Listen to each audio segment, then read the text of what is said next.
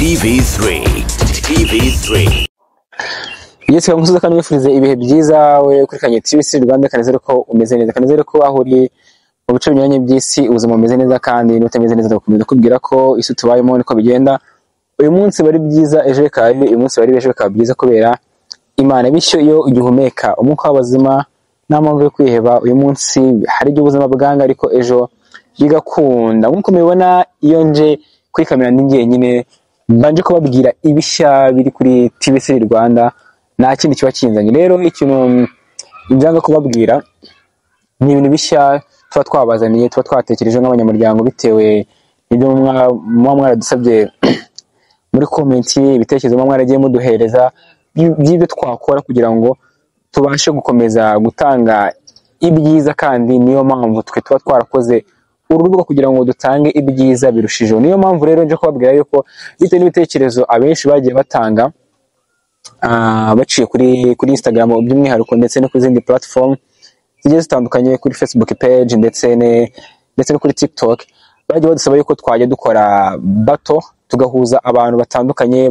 bakagira ibyo baganiraho, tukababaza ibibazo bitandukanye, bagahatana, hakagira utsinda undi agatsindwa.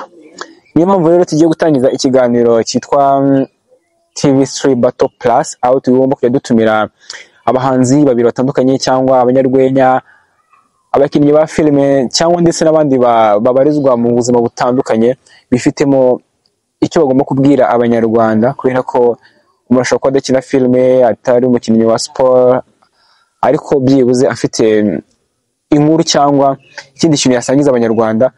Muri abo ngabo tugiye kujya dutoranyamo abantu babiri cyangwa batatu, ariko ikiza ko tugomba kujya tubazanira abantu babiri bakagira ingingo runaka baganiraho, ariko basa nkaho bahanganiye ikintu runaka.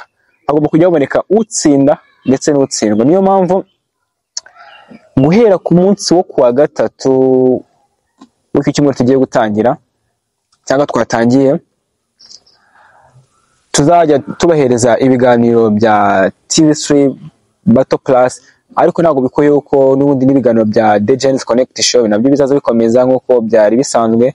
Kandi impamvu ibi turi kubikora ni ukugira ngo duse nkaho twaguye imikorere yacu, kubera ko tuba tugomba kwagura imbibi, ntabwo tugomba kuguma mu kintu kimwe kidahinduka, ahubwo tugomba gufata niba uyu nguyu kanaka akunda ibi ngibi, undi agakunda ibi ngibi, bose tukabavanya. Kandi ndizera nuko bitewe n'ukuntu ikiganiro cya TV3 Battle Plus uburyo kizaza kiba kimeze, ndakeka mwese muzagikunda. Icyo musabwa ni ukuzagikurikirana, ni itangiriro, ni ukuzagikurikirana mukatubwira niba hari ibyo mubona twahinduraho, kugira ngo ibintu birusheho kugenda neza kandi mu buryo busesuye. Niyo mpamvu ku ikubitiro ku munsi wo kuwa gatatu tugomba kuzasohora ikiganiro cya mbere. Tugomba kuzashaka abahanzi cyangwa abanyarwenya cyangwa abandi bari mu zindi ngeri zitandukanye, tukaganira nabo bakatubwira cyangwa bakagira icyo badutangariza muri bato yacu tuzaba twateguye.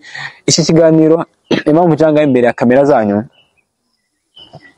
ndagira ngo ndashaka ngo hajye hazaho uruhare rwawe nk'umukunzi wa TV3 Rwanda, nk'umukunzi wa showbiz nyarwanda, nk'umukunzi wa entertainment, kugira ngo mu gihe tugiye gukora ikiganiro, wowe icyo usabwa ni uko uca kuri platform zacu dukoresha nka Instagram ni TV3 Rwanda, kuri Facebook page ni TV3 Rwanda official, kuri TikTok ni TV3 Rwanda, ukatwandikira ukatubwira ati muri TV3 Battle Plus izakurikiraho uzatumire aba bantu, cyangwa wenda uzababaze kuri ibi ngibi, dushaka battle iri muri ubu buryo.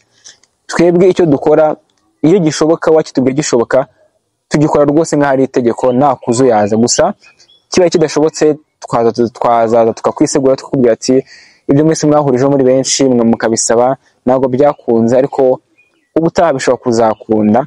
Kandi dufatikanyije, abanyarwanda muri abana beza, ndetse namwe mutari abanyarwanda mudukurikiye muri DRC, muri mu Burundi, muri Tanzania, muri Uganda, ndetse mwebwe muri Afurika nzima, ndetse n'Uburayi, ndetse no muri Aziya, ndetse no ku mugabane wa Amerika.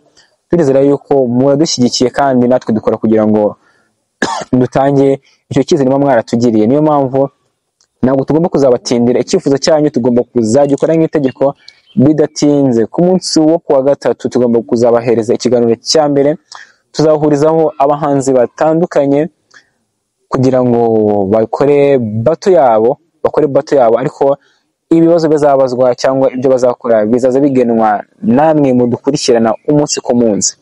N'izindi mu magambo, ndagira nshimire buri wese wakoze subscribe, n'undi wese uri gukora cyo kiganiro ugiye kuba yakora subscribe. Ni ibintu by'ingenzi, no kudushyigikira. Ibyo ngibyo nibyo bitwubakamo imbaraga, tukumva yuko tugomba gukora nta guhagarara. Bityo iyo ibyo ngibyo bikozwe kandi bigakorwa mu buryo bwiza, bigakorwa buri gihe, bitewe n'uko urebye ibihangano byacu ukumva urabikunze, ukaza ukabireba, biradufasha cyane kandi natwe bikatwubaka. Bityo rero ndashimira byimazeyo wowe wakoze subscribe, ndetse nawe ugiye kuba wayikora kano kanya yuko wakora subscribe. Ni by'agaciro gakomeye kandi ni ibintu bishimishije. Niyo nkunga tugukeneyeho, nta yindi nkunga tugukeneyeho usibye kuba waduha subscribe kugira ngo ubashe gukurikirana ibiganiro bya TVC Rwanda bigiye bitandukanye. Twababwiye ko tubategurira ibiganiro bya politiki, ibiganiro bya siporo, harimo ibiganiro bya siporo kuri basket, kuri football ndetse n'ahandi hose.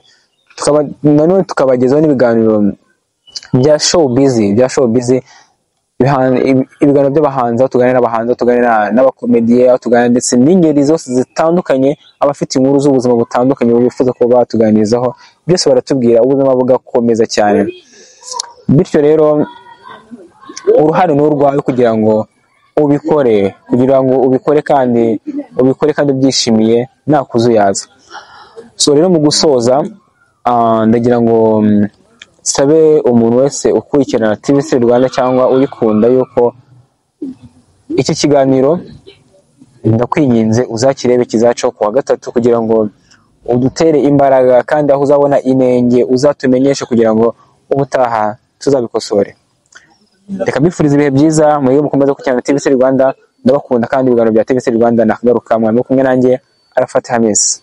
TV3